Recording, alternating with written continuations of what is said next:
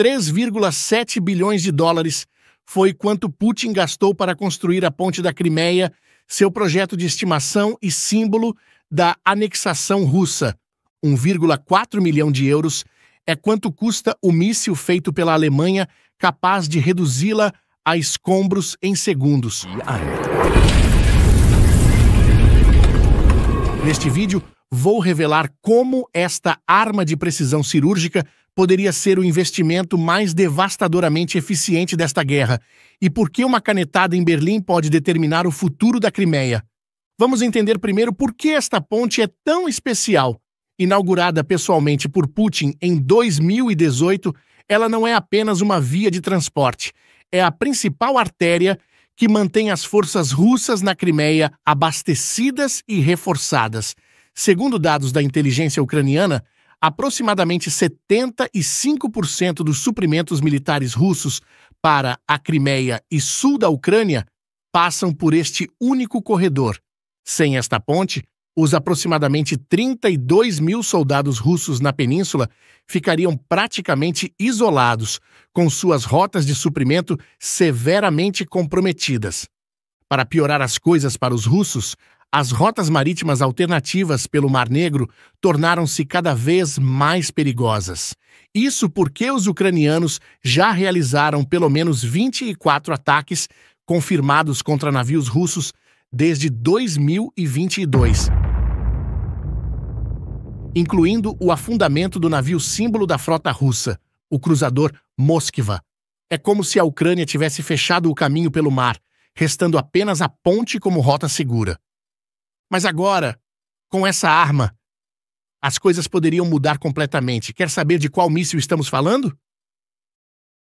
Taurus KEPD-350. Desenvolvido em conjunto por Alemanha e Suécia, este míssil representa o que há de mais avançado em tecnologia de ataque de precisão. O Taurus não é um míssil qualquer. Sua capacidade de destruir alvos protegidos e fortificados é incomparável. Deixe-me explicar o porquê. Seu alcance impressionante é de aproximadamente 500 quilômetros. Para comparação, os mísseis ATACMS americanos alcançam cerca de 160 quilômetros, enquanto os Storm Shadow britânicos, 250 quilômetros.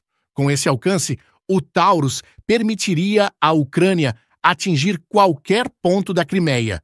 E isso tudo enquanto mantém seus aviões fora do alcance das defesas antiaéreas russas. Além disso, sua ogiva especial chamada Mephisto pesa 480 quilos e utiliza um sistema bem interessante, chamado carga explosiva tandem.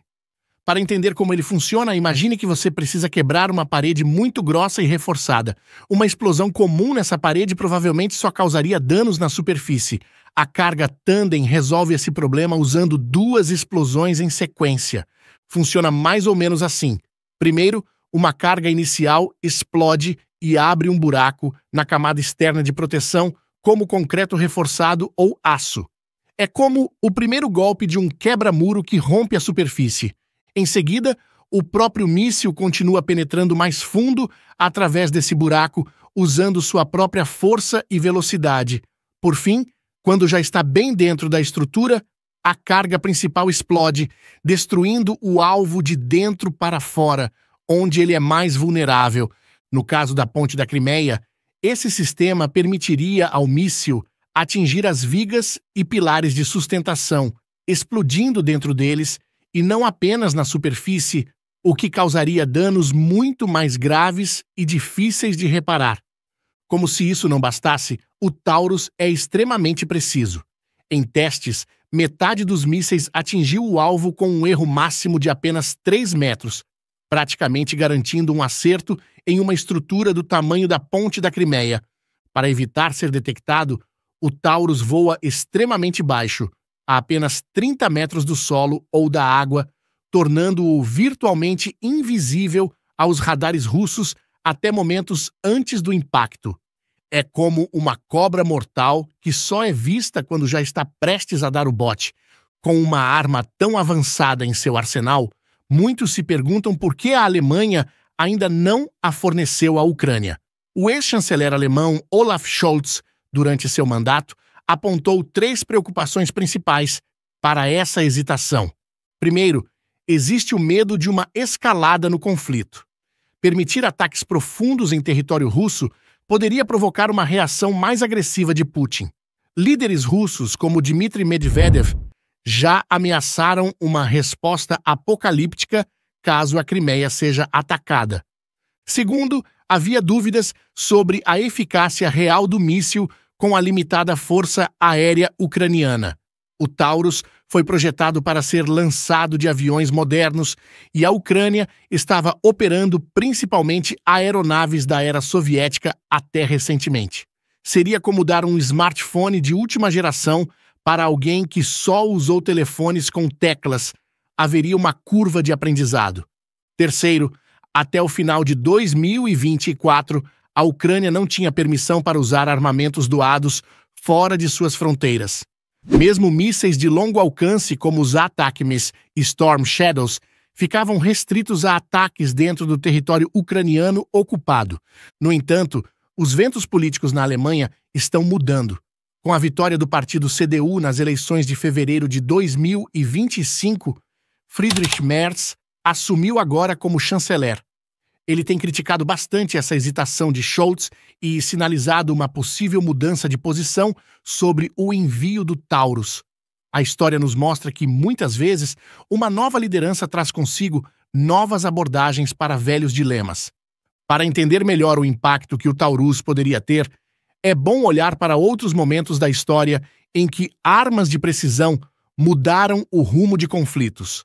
Na Guerra das Malvinas, em 1982, apenas alguns mísseis Exocet da Argentina conseguiram afundar navios britânicos importantes, provando que armamentos precisos podem mudar o equilíbrio de poder mesmo quando um lado tem desvantagem numérica. Durante a invasão soviética do Afeganistão nos anos 80, o fornecimento de mísseis Stinger portáteis aos guerrilheiros afegãos transformou completamente a guerra aérea, neutralizando a superioridade dos helicópteros soviéticos. Era como se, de repente, o céu deixasse de ser um santuário seguro para se tornar uma zona de perigo. Na própria guerra atual, a introdução dos sistemas HIMARS americanos já alterou significativamente a capacidade ucraniana de atingir depósitos de munição russos e centros de comando a distâncias antes impossíveis.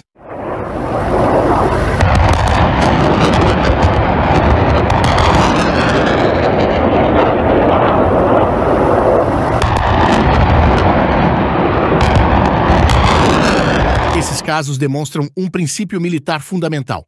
Superioridade tecnológica e precisão podem compensar desvantagens numéricas ou territoriais. A Rússia, claro, não deixaria seu prêmio mais valioso desprotegido. A península está protegida por sistemas avançados de defesa aérea, incluindo os temidos S-400, considerados entre os melhores do mundo.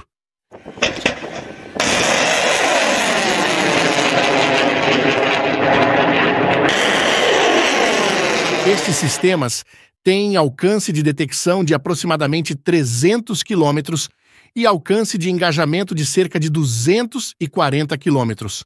Além disso, a Rússia conta com os sistemas Pantsir S-1 para defesa de curto alcance e capacidades avançadas de guerra eletrônica para interferir nos sistemas de navegação de mísseis e drones. É como uma fortaleza com várias camadas de muros, guardas e armadilhas.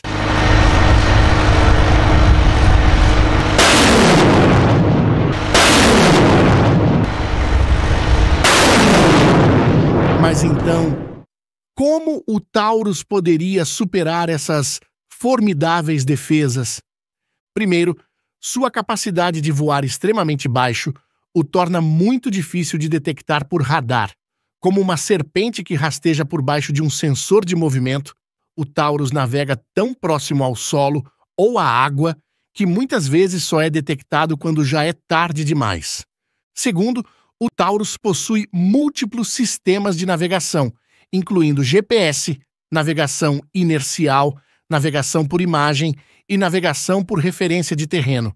Isso significa que, mesmo se a Rússia tentar bloquear o sinal GPS, o míssil ainda encontraria seu caminho. Terceiro, o trabalho de preparação já começou. A Ucrânia tem sistematicamente degradado a rede de defesa aérea russa através de ataques de precisão. Estima-se que a Rússia tenha perdido cerca de 24 radares de defesa aérea de alto valor e 17 nós de comando até o final de 2024. Esses fatores combinados tornam o Taurus particularmente ameaçador para a ponte da Crimeia, um alvo estático, que não pode ser movido ou escondido. Agora, imagine que a ponte da Crimeia foi severamente danificada por um ataque com mísseis Taurus. Quais seriam as possíveis consequências? Bem, a curto prazo, a Rússia enfrentaria uma crise logística imediata. Os suprimentos militares para as forças na Crimeia e no sul da Ucrânia ficariam drasticamente reduzidos. Combustível, munição, alimentos e peças de reposição se tornariam escassos. Seria como cortar o oxigênio de uma operação militar inteira. As tropas russas teriam que usar rotas alternativas através dos territórios ocupados da Ucrânia, deixando-as mais expostas a ataques. Psicologicamente, o impacto seria enorme. A ponte não é apenas uma estrutura física, mas um símbolo do poder de Putin e de sua anexação bem-sucedida da Crimeia. Vê-la destruída seria um golpe no moral russo e um impulso para os ucranianos. Na guerra, símbolos importam tanto quanto recursos materiais. É como derrubar a estátua de um ditador.